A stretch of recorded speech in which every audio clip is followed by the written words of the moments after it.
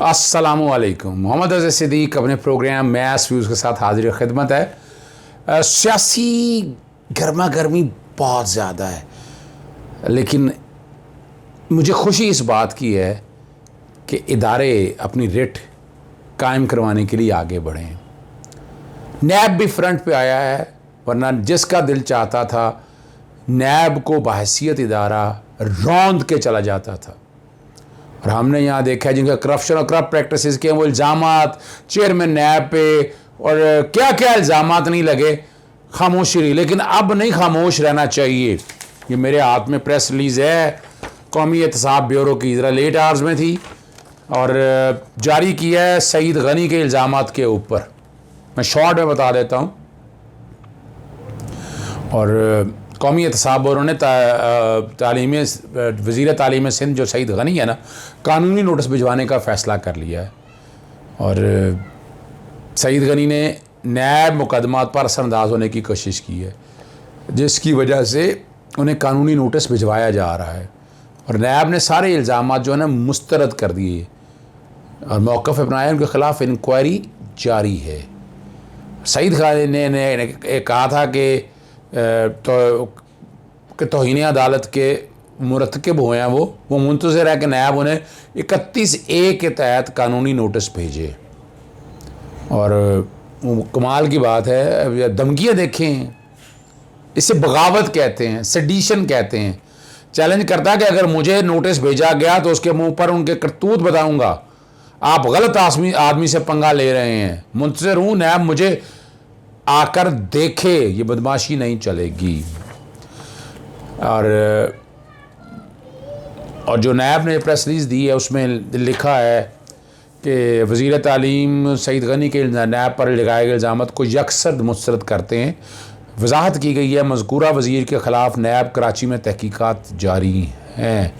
नैब ने गुज़श्ता रोज़ वजाहत की थी कि अलीम आदिल शेख के ख़िलाफ़ मजाज अथॉरिटी की इजाज़त के बगैर नैब कराची में शिकायत की जांच पड़ताल के बाद उसे उस वक्त इंक्वायरी जारी है जहां कानून अपना रास्ता खुद बनाएगा। नैब ने गुज़श्ता रोज़ मज़कूरा वज़ीर के खुर्शीद शाह और एजाज़ जाखरानी के मोअज़्ज़ज़ एहतसाब अदालत सखर में ज़ेर समाअत मुकदमात पर असरअंदाज होने मुबैना तौर पर अपने गुनाहगारकुन बयान के ज़रिए मुलजमान को फ़ायदा देने की मज़म्मत की थी और उनके बयान का नैब ऑर्डीनेंस की शिक 31A के तहत जायज़ा लेने का फ़ैसला किया और मज़कूरा वज़ीर को मशवरा दिया है कि वो नैब का ऑर्डीनेंस मुकम्मल जायज़ा ले लें, जिसकी मंजूरी मुअज़्ज़ज़ पार्लियामेंट ने दी है और मुअज़्ज़ज़ सुप्रीम कोर्ट ऑफ पाकिस्तान असफ़द यार खली केस में इसका मुकम्मल जायज़ा ले चुकी है। और कमाल की बात है, नैब ने अवाम को गुमराह करने, बेबुनियाद और हक़ाइक़ के मुनाफी प्रोपेगेंडा करने, नैब की साख और शोहरत को नुकसान पहुँचाने के इल्ज़ाम में सिंध के वज़ीर तालीम सईद गनी को लीगल नोटिस भेजने का फ़ैसला किया, जहाँ कानून अपना रास्ता लेगा। नैब की कारकर्दगी के बारे में बताया है, नैब रावलपिंडी ने जाली अकाउंट्स केस में मुलजमान से मजमूई तौर पर 33 अरब रुपये बिलवास्ता और बिलावास्ता बरामद कर लिए हैं, जबकि जाली बैंक अकाउंट्स में अब तक 14 बदमानी के रेफरेंस दायर किए जा चुके हैं, जो कि अदालत मजाज में ज़ेर समाअत हैं। जाली बैंक अकाउंट में केस में 20 मुलजमान ने प्ली बार्गेन की है। नैब सखर ने सिंध स्कैंडल में तकरीबन 19 अरब रुपये बिलावास्ता और बिलवास्ता बरामद किए हैं और उसके अलावा नैब कराची ने फ़ज़ाइया हाउसिंग सोसाइटी में तकरीबन 15 अरब रुपये मुलजमान से बरामद करके मुतासरीन में तकसीम किए। अब ये ज़रूर पढ़ना है आपके सामने मैंने। मुल्क से बदनामी का खात्मा और करप्शन फ्री पाकिस्तान नैब की अवलीन तरजीह है। नैब एहतसाब सबके लिए पॉलिसी पर कानून के मुताबिक अमल पैरा है। नैब इंसदाद बदनामी का कौमी इदारा है। नैब का ताल्लुक किसी सियासी जमात, ग्रोह और फ़र्ज से नहीं, बल्कि सिर्फ़ और सिर्फ रियासत पाकिस्तान से है। नैब ने अपने क़याम से अब तक 1999 से 814 अरब रुपये, जबकि मौजूदा क़यादत के गुज़श्ता 3 सालों के दौरान 533 अरब रुपये, एक बहुत खातिर खार बड़ी लाउडेबल परफॉर्मेंस है, बदनमान अनासर से बिलवास्ता और बिलावास्ता बरामद कौमी ख़जाने में जमा करवाए हैं, जो कि एक रिकॉर्ड कामयाबी है। नैब और पाकिस्तान साथ साथ चल सकते हैं, जबकि नैब और करप्शन साथ नहीं चल सकते। नैब किसी दबाव, धमकी और प्रेशर की परवाह किए बगैर हमेशा आइन और कानून के मुताबिक अपने फ़राइज़ अंजाम देता रहेगा।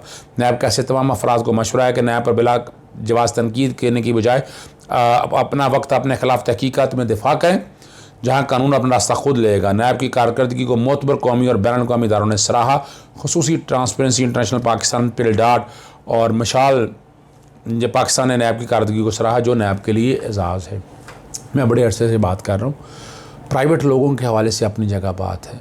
बहुत ज़रूरी है कि नैब को बिला वजह तनकीद का निशाना बनाना और ये सर से आज यानी क्या क्या बयान नहीं दिए राना सनाउल्लाह ने, क्या क्या बयान नहीं दिए मरीम नवाज़ ने, शहबाज शरीफ ने और इनके कई लोगों ने।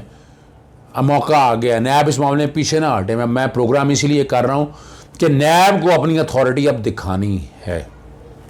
अब चलते हैं आगे। हाई कोर्ट का एक बड़ा अहम इशू है, हफीज़ुर रहमान बुगटी का सुप्रीम कोर्ट ने फैसला जो है सस्पेंड कर दिया है। लाहौर हाई कोर्ट में कब्ज़े का एक केस चल रहा था और गलत बयानी की थी हफीज़ुर रहमान बुगटी ने, और प्रोसिक्यूटर से नैब पूछा गया था चीफ जस्टिस कासिम खान ने कि गलत बयानी पर क्या सज़ा दे सकते हैं, समरी ट्रायल करके एसपी को कितनी सज़ा हो सकती है। माफ़ीनामा लेकर चीफ जस्टिस को पेश कर दिया। मैं अदालत से गैर मशरूत माफ़ी मांगता हूँ, मैं अदालत के रहमो करम पर हूँ। आपके अपने माफ़ी में अपना जुर्म कबूल नहीं किया, चीफ जस्टिस का एसपी से इस्तग़फ़ार किया था। अदालतों का एहतराम है, एसपी को गैर शरूत माफ़ी मंजूर कर लें। वकील एसपी ने अदालत में कहा, उन्होंने गलत बयानी पर 6 माह की कैद सज़ा हो सकती है। ये प्रोसिक्यूटर जनरल ने अदालत को बताया। सज़ा देने का प्रोसीजर पूछा गया, समरी ट्रायल के ज़रिए सज़ा दी जा सकती है। एडिशनल प्रोसिक्यूटर नैब जनरल जो है ना पंजाब को, उन्होंने बताया फर्दी जुर्म आयद किए बगैर 3 माह तक सज़ा दी जा सकती है। और यहाँ पर जो कुछ भी होना था, मैं अपना जुर्म नहीं मानता, मैं ट्रायल फेस करूँगा। उन्होंने जो बात अगली हायरिंग के दौरान जो है ना बताई, और अदालत से माफ़ी के तलबगार करने का माफ़ी मानकर गलती मांगे तो मामला हल हो जाता। अगर गलती मान लें तो मैंने अफसर को तहफ़्फ़ुज़ देकर हुकूमत जारी करना था। मैंने ऑर्डर में लिखवा देना था कि इसके बयान को अफसर को उसके ख़िलाफ़ इस्तेमाल ना किया जाए। मामला ये चैलेंज कर दिया हफीज़ुर रहमान बुगटी ने सुप्रीम कोर्ट में। वो पटिशन भी आपके साथ बैकग्राउंड में ये चल रही होगी। शोकाज़ नोटिस को सुप्रीम कोर्ट में चैलेंज कर दिया था और सुप्रीम कोर्ट ने वो सस्पेंड कर दिया। यानी यहाँ आप अंदाज़ा लगा सकते हैं अदालतें यहाँ इंसाफ देने के लिए बैठी हैं। अगर कोई गलती करता है तो आला अदालतें यहाँ मौजूद हैं। इस तरह का कॉन्सेप्ट अदालतों को मिलाइन करने की बात बिल्कुल गलत है। मैं नहीं समझता। इन सारी चीज़ों को सामने रखते हुए एक और फैसला जो आपके सामने रखना है, वो चीफ सेक्रेटरी फाइनेंस और एडिशनल सेक्रेटरी फाइनेंस, ये आज हफ्ते को जवाद रफ़ीक और बाकी लोगों ने Ahmed Awais additional advocate general, Rai barrister Umair Khan Niazi पेश हुए। और ये आज 3 जुलाई 2021 को 2 रुकनी बेंच था। जस्टिस उमर अता बंदयाल और जस्टिस जाजुल हसन थे। 3 अफसरान का मैंने आपके सामने जिक्र कर दिया है कि 2 जुलाई 2021 को तौहीन अदालत की दरख्वास्त शुरू हुई। नंबर लगा उसको शाहिद शफीकुर रहमान जवाद रफ़ीक, और उसकी समाअत जो ये सामने लिखा हुआ है कि 2 जुलाई को फ़ाइल की गई और उसी दिन समाअत रख ली गई और 2:30 बजे डायरेक्शन दी गई कि कंटेम्प्टर को बुलाया जाए इनको, और वो लेके आएँ 8 फरवरी 2021 के फ़ैसले पर अमल दरामद करें। ये फ़ैसला याद रखिएगा, रिटायर्ड जजेस को या पेंशन मिलती है उसके साथ जुडिशल अलाउंस देने का भी कहा हुआ है। 2000 का फ़ैसला है। बहरहाल अब इस पर अमल दरामद के लिए कहा गया। अब क्या वजह थी या क्या नहीं, मैं उन जल्दी के बातों में नहीं जाएंगा। और 5 बजे समाअत हुई इस केस की, और उन्होंने कहा कि हम चीफ सेक्रेटरी वगैरह ने कहा हम इस पर अमल दरामद नहीं कर सकते, इससे बहुत ज़्यादा माली बहरान पैदा हो जाएगा और बड़ा टाइम लगेगा। और हफ्ते के लिए अदालत ने समाअत मुलतवी कर दी थी और 5 बजे रखी थी कि इस ऑर्डर पर अमल दरामद करके रिपोर्ट पेश की जाए। अहमद अवैस ने बताया कि आइन का आर्टिकल 204 एडमिनिस्ट्रेटिव फ़ैसला है, जो नोटिफिकेशन दिया है उस पर तौहीन अदालत नहीं बनती। मेरा ख्याल है इस पर हाई कोर्ट के ऑर्डर्स मौजूद हैं। बहरहाल ये आने वाले वक्त में पता चल जाएगा। और मुख्तलिफ हाई कोर्ट्स के ऑर्डर्स थे, उसमें कोई स्टे नहीं था।